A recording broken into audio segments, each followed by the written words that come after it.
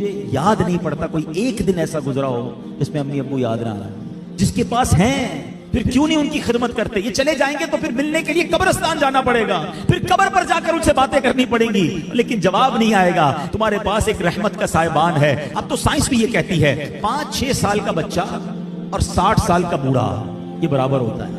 ये जिंदगी का एक सर्कल है, बचपन से शुरू होता है, जवानी में जाता है और फिर वहां से 40 के बाद उम्र ढलना शुरू होती है। और बच्चा जिस तरह 6 साल का होता है ना, नॉर्मली 60 साल 65 साल का बंदा उसी तरह का हो जाता है। अब मुझे एक बात का जवाब दीजिए, 5 या 6 साल का बच्चा आपके घर में हो और वो कोई सवाल आपसे बार बार करे, आप नाराज होते हैं? क्योंकि हमें ये समझ आ गई है कि अभी 6 साल का है, इसका अंडरस्टैंडिंग लेवल कम है, इसकी लिस्टिंग पावर कम है, इसके दिमाग में अभी इतनी वुसअत नहीं है, बच्चा है इसलिए जिद कर रहा है। जिस दिन आप ये समझ गए कि 60 साल के बाद तकरीबन कमोबेश सुनना मुश्किल हो जाता है, समझना मुश्किल हो जाता है, जिद आ जाती है, फरमाइशें शुरू हो जाती हैं, अब आप इसको एंजॉय करें। अब इसमें चिड़चिड़ापन ना लाएं कि क्या अम्मी रोज बार बार एक ही बात करती हो, तुम्हें समझ तो कुछ आता नहीं, अब वो आपको सुनाई नहीं देता। अल्लाह अकबर, तुम उनसे इस तरह बात कर रहे हो जिन्होंने तुम्हें पाल पोस कर बड़ा किया। अल्लाह की कसम अब खिदमत का मौका आया है।